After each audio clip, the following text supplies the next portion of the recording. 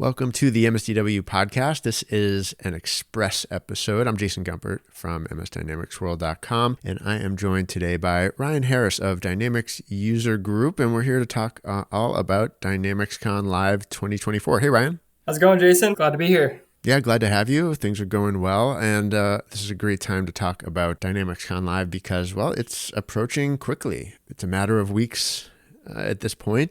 What can you tell us about the progress that you and the team are making right now? So just over a month out. So we're definitely seeing the tickets really starting to pile up at this point and continue to go up and up here as everyone's getting ready to join us in Denver. I will say for our sponsors, we're just about sold out there. I think there's 3 exhibiting spots left. So sponsors, users, Microsoft, a lot of people getting registered at this time. So Speaking of registrations, I should have mentioned this right at the top, but I'm mentioning it now. We have a ticket giveaway for DynamicsCon. We will be sharing at the end of this episode how 2 of the listeners here can get their own free ticket to DynamicsCon. So keep on listening until the episode is over. Yeah, you mentioned it's filling up, and this event is going to Denver this year, the first time for Denver, I believe, for DynamicsCon. Can you tell us a little bit about what you see in the city, what you see in the venue for this year? So for one, the temperature should be a little more mild than last year in Scottsdale, but everything's really shaping up to be great. I was able to go to the venue earlier this year just to check it out myself, and it's really set up well for just kind of a continuous networking experience, whether you're going in and out of sessions, whether you're visiting sponsors in the atrium, in the Evergreen foyer, on the peak level. There's just a really nice and easy flow for people to continue to connect throughout the conference. And one place in particular that I know there's going to be just conversation after conversation would be Pint Brothers Ale House is kind of the on-site restaurant, and it's very centrally located. So I'm sure there's always going to be people popping in and out of there for meetings. So.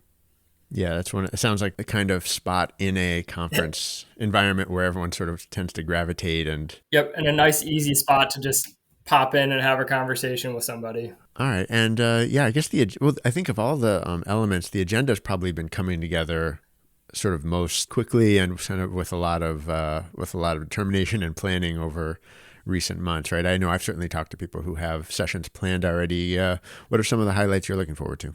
It's been great to see. So this is my first DynamicsCon Live on the actual Doug team side of things, and it's been great to see everything that goes into putting this agenda together. And first and foremost, what makes that possible is we have just an excellent programming committee for every product in the Dynamics and Power space, and then of course. You're going to see plenty of Copilot as it comes into each of those products. It's unavoidable.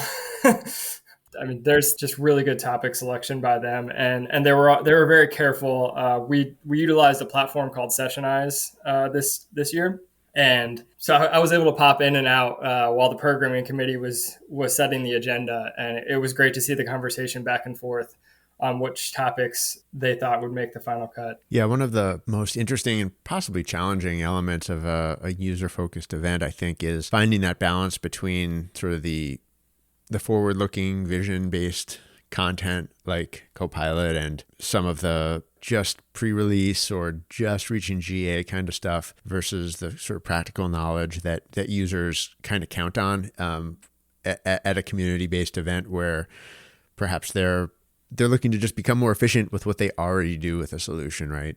Or are gaps that they see in their own teams.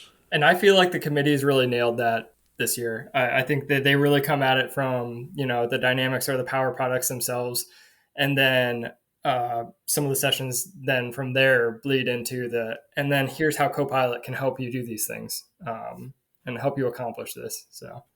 Well, there's also a community side to this in addition to the educational sessions and informational sessions and all that. I know that there's a gala planned. Can you tell us a little bit about some of the planning looks like there and maybe some of the other kind of community activity highlight outside of sessions?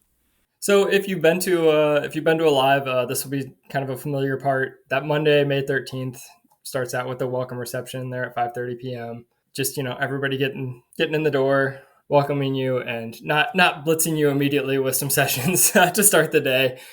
And then the TechFluent Gala, very excited about that.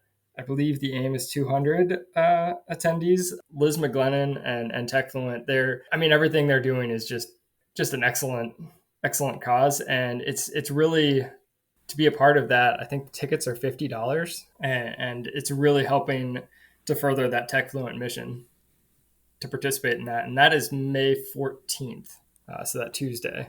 Yeah, certainly a great cause to get a ticket for. We just had Liz on to our podcast talking about sort of the latest TechFluent training that's going to be starting up, I think, right around the time of DynamicsCon Live, somewhere in those weeks right around the event too. So certainly a busy time for them, and a time when they could certainly use the support. Yep, and we're absolutely thrilled to be able to have that run adjacent to DynamicsCon Live.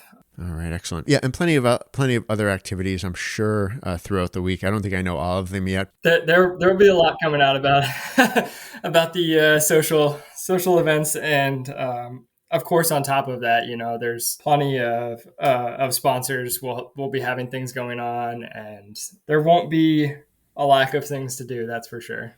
Yeah, I'll be interested to see if there's anyone organizing, morning runs or outings or anything else. I think it's a great place for that too, just the locale. And people like Bobby Small and Mark Rhodes, Kristen Hoseman, they've all guaranteed me excellent weather. So,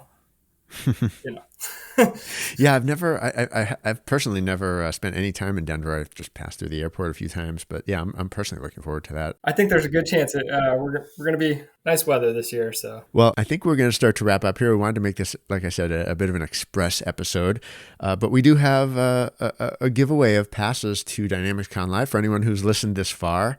Ryan, do you want to explain how we're going to give those away? Yeah, so we have 2 passes to give away here.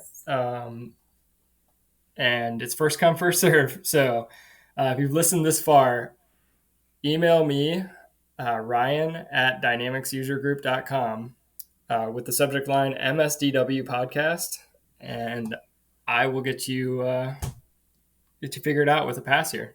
And that is limited to 2, right? So the first 2 yep, to respond. First 2. All right, excellent. So I hope you're still listening, and good luck with that. Ryan, anything else you want to add before we close out here? I'm just very excited to see everybody in Denver. So if you haven't registered, get on it, and excited to have you join us. Excellent. Yeah, I look forward to being there. I look forward to seeing you and the whole team in person. So thanks again for being here. Sounds great. Thanks, Jason. And this has been another episode of the MSDW podcast. Thanks for listening. You can reach out to me, Jason at msdynamicsworld.com, if you have any questions or comments. And obviously, reach out to Ryan if you do want a chance to get those tickets to the event. Until next time, this is MS Dynamics World signing off.